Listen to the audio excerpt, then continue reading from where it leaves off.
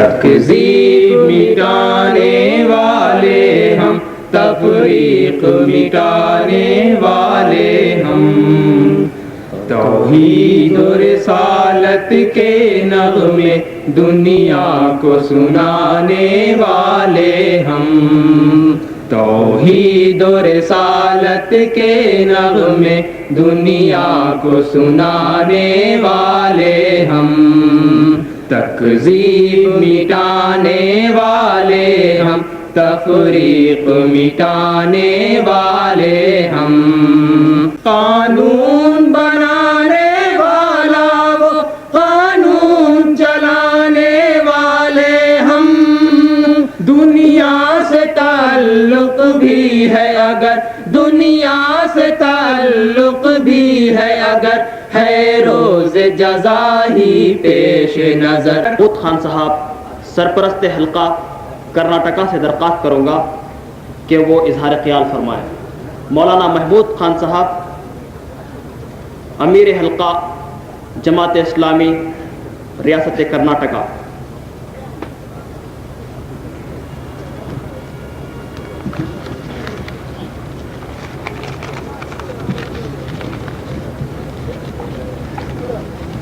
الحمدللہ رب العالمین والصلاة والسلام علی رسولہ الکریم وعلی آلہ واصحابہ اجمعین۔ محترم امیر جماعت اسلامی ہند، معزز علماء کرام، مہمانان خصوصی، نوجوانوں، دوستوں اور بزرگوں، اللہ تعالیٰ قرآن مجید میں ارشاد فرماتا ہے، افغیر دین اللہ یبغون ولہ اسلم من فی السماوات والارض طوعا وکرہا والیہ یرجعون۔ صدق اللہ العظیم۔ اب کیا یہ لوگ اللہ کے دین کے سوا کسی اور دین کے طالب ہیں؟ حالانکہ سب اہل آسمان و زمین، چار و ناچار، اللہ ہی کے تابع فرمان ہیں اور اسی کی طرف لوٹ کر جانے والے ہیں۔ برادران محترم، اسلام ان سارے نظام ہائے حیات کو، جن میں بندے بندوں کی بندگی کرتے ہیں، فساد سے تعبیر کرتا ہے، نظام جاہلیت سے منسوب کرتا ہے، خواہ ان نظاموں کی کتنی ہی مختلف شکلیں کیوں نہ ہوں، کتنے ہی زمانوں میں کیوں نہ ہو، اور کتنی ہی سوسائٹیوں میں ان کی ترویج کیوں نہ ہوتی رہی ہو، یہ چل رہے ہوں یا چلائے جا رہے ہیں۔ دوسری بات یہ کہ اسلام کے اس سرچشمہ حیات سے پھوٹنے والا وہ طرز زندگی، وہ اسلوب زندگی، وہ طرز فکر تاریخ کے کسی خاص دور کا نظام نہیں ہے، اور نہ یہ انسانیت کی کسی خاص نسل، سوسائٹی کے لیے آیا ہے۔ ایک دائمی نظام زندگی ہے، ایک ہمیشہ رہنے والا نظام زندگی ہے، جسے اللہ تبارک تعالیٰ نے انسانی حیات کے لیے پسند فرمایا ہے۔ تیسری بات یہ، اس طرز حیات اور اس نظام زندگی کا مطالبہ یہ ہے کہ انسان اپنی پوری زندگی کو خدا کی بندگی میں، اس کی اطاعت میں دے دے۔ اس کا مرکز و محور خدا کی بندگی ہو، انسان دنیا میں اور آخرت میں خدا ہی کی خوشنودی حاصل کرنے کی فکر کرتا رہے، اسی کی رضا جوئی کو اپنی زندگی کا مقصد بنائے، اسی کو پیش نظر رکھے۔ چوتھی بات یہ، اس نظام زندگی میں لوگ ایک ہی معبود کی بندگی اور پرستش کرتے ہیں، اسی کو اپنا رب، اسی کو اپنا حاکم، اسی کو اپنا معبود، اسی کو سب کچھ تصور کرتے ہیں اور اسی سے تصورات لیتے ہیں، اسی کے سینکشن سے اقدار مرتب ہوتی ہیں اور اسی سے معیارات مرتب ہوتے ہیں، قوانین، اخلاق، آداب، سب کچھ اسی سے حاصل ہوتے ہیں۔ دوسرے نظام حیات میں انسان غیر اللہ کو اپنا حاکم بناتا ہے، اس کو رب سمجھتا ہے، اس سے اقدار اور معیارات حاصل کرتا ہے، اسے حاکمیت کے حقوق عطا کرتا ہے اور اس سے قوانین حاصل کرتا ہے۔ اسلام کا مقصد وحید یہ ہے کہ لوگ صرف اسی کی بندگی کریں، اور اسلام یہ تعلیم دیتا ہے کہ انسانوں کو انسانوں کی بندگی سے نجات دلائی جائے، اور یہ دین دنیا میں آیا ہی اسی لیے ہے کہ اللہ تعالیٰ کی عبودیت کو قائم کرے اور انسانی اطاعت کی بندگی کی جتنی شکلیں اس کے نظام زمین میں پائے جاتے ہیں ان سب کو ختم کرے۔ دیکھیے اس آیت میں ایک آخری بات جو کہی گئی ہے وہ یہ ہے کہ زمین و آسمان کی ساری چیزیں چار و ناچار اللہ ہی کی اطاعت اور بندگی میں لگی ہوئی۔ برادران محترم، جب تک انسان اللہ تعالیٰ کی بندگی اطاعت کو اپنی زندگی کا مقصد بنا کر اسی کے محور پر اپنی زندگی کو گھمایا ہے، دنیا میں امن، چین، سکون اور اس کو طمانینت حاصل ہوئی ہے۔ اور جب بھی انسانی زندگی غیر اللہ کی حاکمیت کی بنیاد پر تعمیر کی گئی ہے، زمین پر فساد برپا ہوا ہے، اور آج جس دور سے ہم گزر رہے ہیں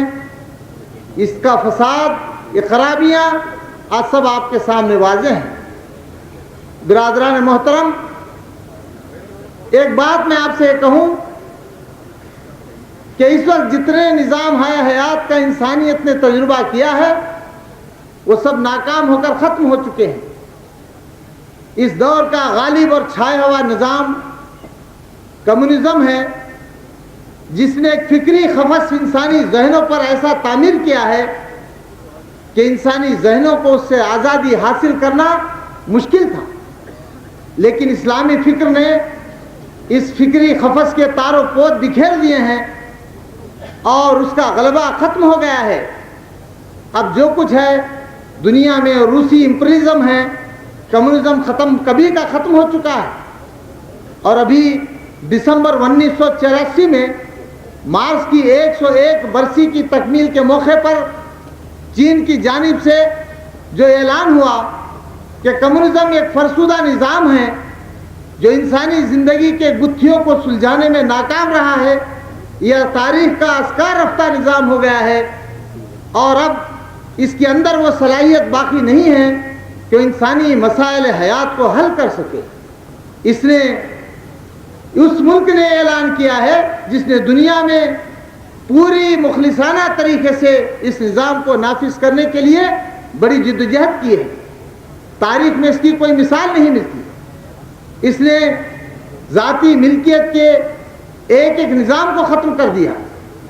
اس نے تہذیبی نظام کو ختم کرنے کے لیے ریڈ گارڈ کے ذریعے سے ثقافتی انقلاب برپا کیا اور ساری تہذیبوں کو ختم کر ڈالا، کروڑوں انسانوں کو قتل عام کیا۔ اس نے کمیون سسٹم قائم کیا، اس نے پرولتاری ڈکٹیٹرشپ کو قائم کرنے کے لیے وہ سب کچھ کیا جو کسی ایک نظریے کا مخلص پیروکار کر سکتا ہے، لیکن اس سب کے باوجود اس کی جو ناکامی کا اعتراف اس نے دسمبر 84 میں کیا ہے، اس نے ساری دنیا کو چونکا دیا ہے۔ اب اس کے بعد انسانیت کی جھولی میں اب کوئی ایسا نسخہ باقی نہیں رہا ہے جس کا انسانیت تجربہ کر سکے۔ اب انسانیت کا مستقبل اسلام اور صرف اسلام سے وابستہ ہے، اور آج اسلام کا دور ہے۔ اگر میں یہ بات کہوں تو بیجا نہیں ہوگا کہ اسلام کی نشاط ثانیہ کا یہ دور ہے جس سے ہم گزر رہے ہیں۔ دعوت اسلامی ایک طویل دور کی خاموشی کے بعد اب ابھر کر سامنے آئی ہے، غافل انسانی قلوب کو بیدار کر رہی ہے، جس کی وجہ سے نوجوانوں کے اندر ایک حرکت اور ایک ہلچل پیدا ہو رہی ہے۔ یہ ساری دنیا میں یہ حرکت و عمل یہ جاری ہے۔ اس کی علامت خود آج کا یہ اجتماع ہے جو اس وقت ایک کانفرنس کی شکل میں جاری ہے۔ برادران محترم، میں نوجوانوں کو ان خطرات سے آگاہی دیتا ہوں کہ یہ بات باطل کو کسی طرح بھی گوارا نہیں ہے، اور ساری دنیا کی طاقتوں نے آپ کے مقابلے میں ایکا کر لیا ہے۔ الکفر ملت واحدہ، اور یہ متحدہ طور پر اس بات کی کوشش کر رہے ہیں کہ آپ کو گمراہ کریں،